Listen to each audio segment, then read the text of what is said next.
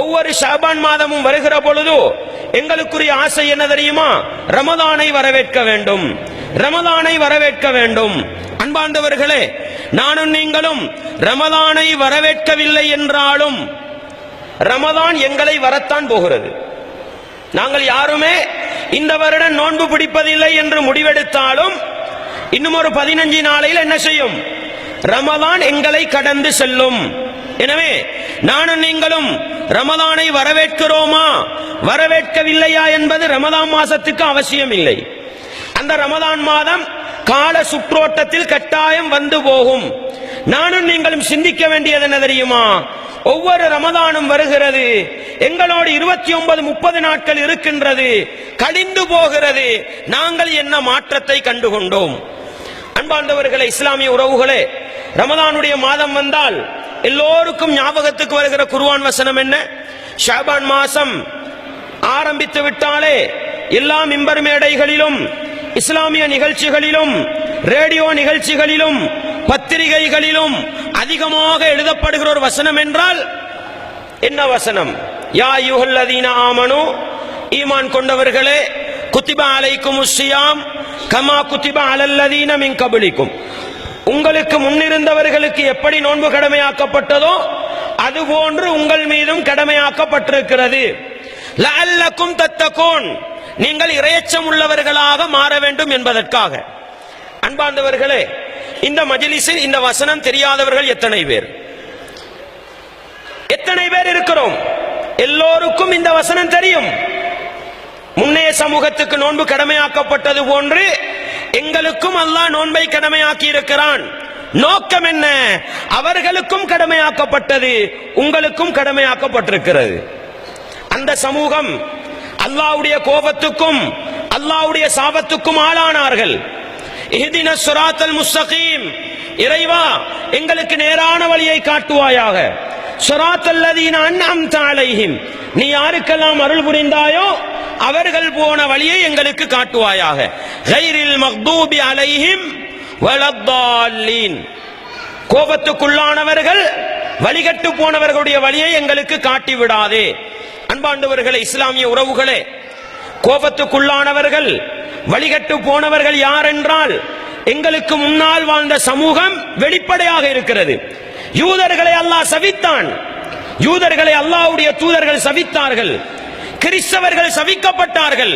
லுஇனல்லதீன கஃபரு மின் பனி இஸ்ராயீல அலா லிசானி தாவூத வ ஈஸா இப்னு மரியம், தாவூத் அலைஹிஸ்ஸலாம், ஈசா அலைஹிஸ்ஸலாம், இந்த 2 நபிமார்களுடைய நாவினாலும் யூத நசாராக்கள் பனு இஸ்ரவேலிய சமூகம் சபிக்கப்பட்டது. எதன் காரணமாக? எதன் காரணமாக? அவர்கள் அல்லாஹ்வுடைய வரம்புகளை மீறினார்கள், அல்லாஹ்வுடைய கட்டளைகளை மீறினார்கள். அன்பாண்டவர்களே, அப்படி என்றால் அந்த சமூகத்தை போன்று நாங்கள் இருக்கக்கூடாது என்று கைரில் மக்தூபி அலைஹிம் வலத்தால்லீன் என்று துஆ கேட்கிறோம். அப்படித்தானே? அன்பாண்டவர்களே, அல்லாஹ் சொல்கிறான், அலம் யஅனி லில்லதீன ஆமனு அன் தக்ஷா குலூபுஹும் லிذிக்ரில்லாஹ் வமா நஸல மினல் ஹக். அல்லாஹ் கேட்கிறான். அல்லாஹ்வை பற்றி சொல்லப்படுகிற பொழுதும், இறக்கி வைக்கப்பட்ட வேத வசனங்கள் ஓதி காட்டப்படுகிற பொழுதும் உள்ளங்கள் பயந்து நடுங்குவதற்கு மூமின்களுக்கு இன்னும் நேரம் வரவில்லையா? மூமின்களுக்கு இன்னும் காலம் பிறக்கவில்லையா என்று அல்லாஹ் கேட்கிறான்.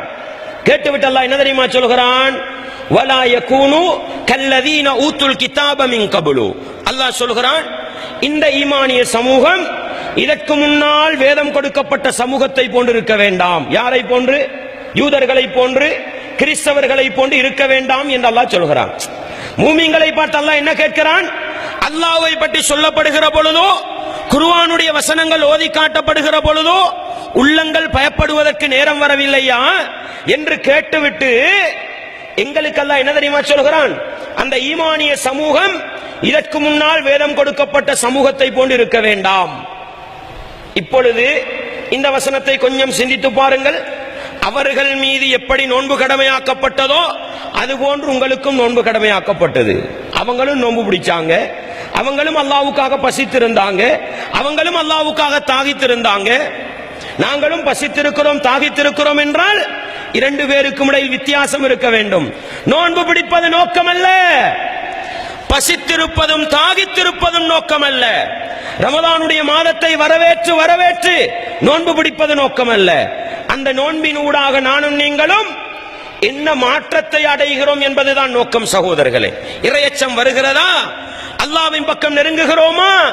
யூத நசாராக்களை விட்டும் விலகி நபிகளாரையும் சஹாபாக்களையும் போன்று மாறுகிறோமா என்று சிந்திக்க வேண்டிய கட்டாயத்திலே தான் நானும் நீங்களும் இருக்கிறோம். அன்பார்ந்தவர்களே, இஸ்லாமிய உறவுகளே, எனவே பல ரமதான்களை கழித்திருக்கிற நானும் நீங்களும் எங்கட வாழ்க்கையில் இன்னும் 15-16 நாட்கள் உயிரோடு வாழுகின்ற சந்தர்ப்பம் கிடைத்தால் இன்னொரு ரமதானை வரவேற்க போகிறோம். இன்னொரு ரமதானுக்குள் நாங்கள் நுழைய போகிறோம். கேட்க வேண்டிய கேள்வி, பல ரமதான்களை சந்தித்திருக்கின்ற நானும் நீங்களும் என்ன மாற்றத்தை கண்டிருக்கிறோம்? எங்களுடைய வாழ்க்கையில் அல்லாஹ் எதிர்பார்க்கின்ற இறையச்சம் கிடைத்திருக்கிறதா? எந்த அளவுக்கு அல்லாஹ்வை அஞ்சி நடக்கிறோம்? எந்த அளவுக்கு அல்லாஹ்வை பயந்து நடக்கிறோம்? ஒவ்வொருவரும் சிந்தித்து பாருங்கள். அன்பார்ந்தவர்களே, மீண்டும் சொல்லிக் கொள்கிறேன், வெறுமனே பயான் நிகழ்ச்சிகளை கேட்பது நோக்கம் அல்ல. வெறுமனே பயான் நிகழ்ச்சிகளை கேட்பது நோக்கம் அல்ல. எங்களுடைய வாழ்க்கையில் ஒரு மாற்றம் வர வேண்டும். எதிர்வரக்கூடிய ரமதான் எங்களை வந்தடைவதற்கு முன்னால் அந்த ரமதானை வரவேற்பதற்கு தகுதியான மக்களாக எங்களை நாங்கள் மாற்றிக்கொள்ள வேண்டும். வெறுமனே வருகிறது, வெறுமனே போகிறது என்றால் அர்த்தம் இல்லை சகோதரர்களே. ஒரு மாற்றத்தை காண வேண்டியிருக்கிறது. எனவே நாங்கள் கொஞ்சம் சிந்திப்போம். எங்களுடைய வாழ்க்கையிலே இறையச்சம் எந்த அளவுக்கு வளர்ந்திருக்கிறது? சென்ற ரமதானிலிருந்து ஒரு 10.5 மாதத்தை கழித்து விட்டோம். 10.5 மாதத்தை கழித்து விட்டோம். 11 மாதத்தை கழித்து விட்டோம். இறையச்சம் எங்களுடைய வாழ்க்கையில் எந்த அளவு தாக்கத்தை செலுத்தியது? அன்பார்ந்தவர்களே, எல்லோரும் இந்த ரமதான் மாதம் நெருங்குகின்ற பொழுதே ஞாபகப்படுத்துகின்ற இன்னொரு குர்ஆன் வசனம் என்ன? இன்னொரு குர்ஆன் வசனம் என்ன? ஷஹ்ரு ரமதான் அல்லதி உன்சில ஃபீல் குர்ஆன். ரமதான் மாதம் இருக்கிறதே, அந்த ரமதான் மாதத்தில் தான் அல் குர்ஆன் இறங்கியது. எல்லோருக்கும் தெரியும். ரமதானுடைய மாதம் வந்தால் அல் குர்ஆனை நிறைய பேசுவோம், அல் குர்ஆனை நிறைய பேசுவோம். அன்பார்ந்தவர்களே, இஸ்லாமிய உறவுகளே, ரமதான் மாதத்தில் தான் அல் குர்ஆன் இறங்கியது என்றால் நபிகளார் ஸல்லல்லாஹு அலைஹி வஸல்லம் அவர்களுக்கு ஒரு புத்தக வடிவத்தில் அப்படியே கொண்டு வந்து கொடுத்துட்டு போகல. மாறாக ரமதானுடைய மாதத்தில் ஆரம்பித்தது இறங்குவதற்கு. அதற்கு பிறகு சுமாராக 23 வருடங்கள் நபிகளாருக்கு அல் குர்ஆன் கட்டம் கட்டமாக இறங்கியது என்று சொன்னால், ஒரு மூமினுடைய வாழ்க்கையில் ஒவ்வொரு கட்டங்களிலும் அந்த அல் குர்ஆன் பிரதிபலிப்பதாக இருக்க வேண்டும். ஆயிஷா ரலியல்லாஹு அன்ஹா அவர்களிடத்திலே கேட்கப்பட்டது, நபிகளாருடைய பண்பாடு எப்படி இருந்தது? நபிகளாருடைய அக்லாக் எப்படி இருந்தது? ஆயிஷா நாயகி கேட்டார்கள், நீ குர்ஆனை ஓதியதில்லையா என்று கேட்டார்கள். நபிகளாருடைய வாழ்க்கையை பத்தி கேட்கப்படுது. ஆயிஷா நாயகி கேட்கிறாங்க, நீ குர்ஆன் ஓதியதில்லையான்னு கேட்கிறாங்க. கேட்டு போட்டு சொன்னாங்க, கான குலுகுல் குர்ஆன். நபிகளாருடைய பண்பாடு, வாழ்க்கை வடிவம், முழு வாழ்க்கையும் அல் குர்ஆனாக இருந்தது என்று சொன்னார்கள். ஷஹ்ரு ரமதான் பேசி வேலை இல்ல. ஷஹ்ரு ரமதான் பேசி வேலை இல்ல. குர்ஆனுக்குரிய மாதம் ரமதான். ரமதானிலே தான் அல் குர்ஆன் இறங்கியது. மேடை போட்டு பேசி வேலை இல்ல சகோதரர்களே.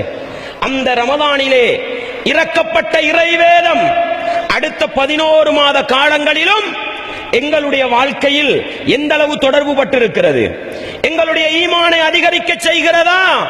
இன்னமல் முஃமினூன அல்லதீன இதா துக்கிரல்லாஹு வஜிலத் குலூபுஹும். இறை விசுவாசிகள் என்றால் யார்? அல்லாஹ்வை பற்றி அவர்களிடத்தில் ஞாபகப்படுத்தப்பட்டால் வஜிலத் குலூபுஹும், உள்ளம் நடுங்கும், உள்ளம் பயந்து நடுங்கும். வைதா துலியத் அலைஹிம் ஆயாத்துஹு ஜாதத்துஹும் ஈமானா.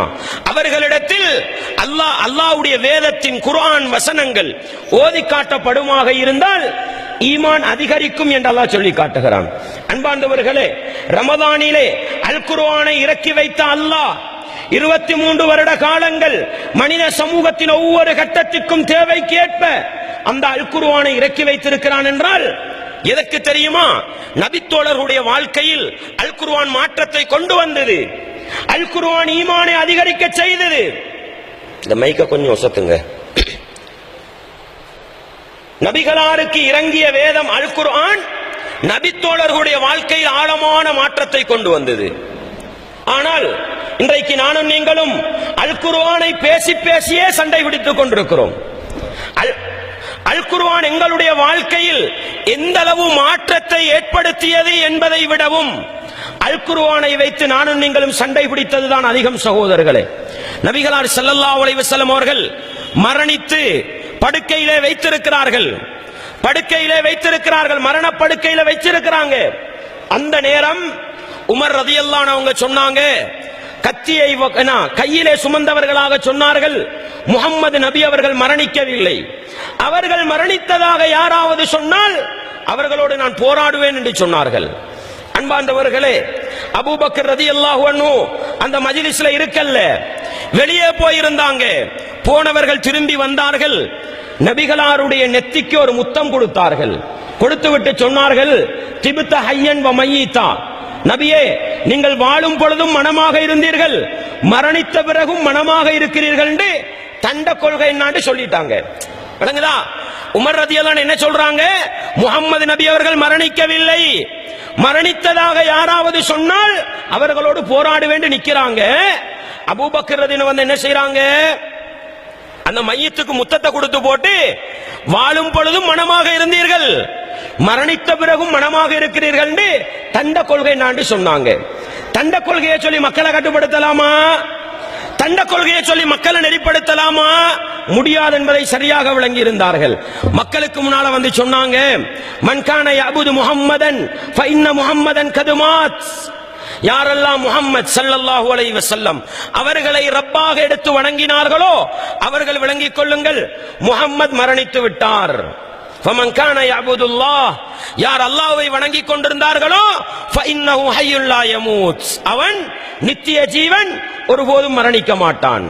இப்பொழுது மக்களுக்கு முன்னால ஈமானுடைய அகீதாவை கொடுக்கறாங்க, கொள்கையை கொடுக்கறாங்க. கொடுத்து விட்டு சொன்னார்கள், 2 அல் குர்ஆன் வசனத்தை ஓதி காட்டினார்கள். 2 அல் குர்ஆன் வசனம். அன்பார்ந்தவர்களே, இஸ்லாமிய உறவுகளே, முதலாவது அல் குர்ஆன் வசனம், வமா முஹம்மதுன் இல்லா ரசூல் கத் கலத் மின் கப்லிஹிர் ருசுல் அஃப இம்மாத அவ் குத்தில இன்கலபுதும் அலா அகாபிக்கும். முஹம்மது என்பவர் அல்லாஹ்வுடைய தூதரை அன்றி வேறு யாரும் இல்லை. அவர் யுத்த களத்தில் கொலை செய்யப்பட்டாலோ அல்லது இயற்கையான மரணம் அவரை அடைந்தாலோ நீங்கள் புறமுதுகு காட்டி ஓடுவீர்களா என்ற குர்ஆன் வசனம் முஹம்மது நபி மரணிக்கலாம் என்று சொல்கிறது. முதல் வசனமாக எடுத்து காட்டினார்கள். இன்னக மய்யிதுன் வ இன்னஹும் மய்யிதுன், நபியே நீங்களும் மரணிப்பவர்தான், அவர்களும் மரணித்து போகக்கூடியவர்கள்தான் என்ற குர்ஆன் வசனத்தை இரண்டாவதாக எடுத்து காட்டினார்கள். என்ன நடந்தது? இன்னைக்கு குர்ஆன் வசனத்தை காட்டினா எங்கட என்ன தெரியுமா சொல்றான், உங்களோட குர்ஆன் வசனத்தை ஒரு பக்கம் போடுங்க. யாரு?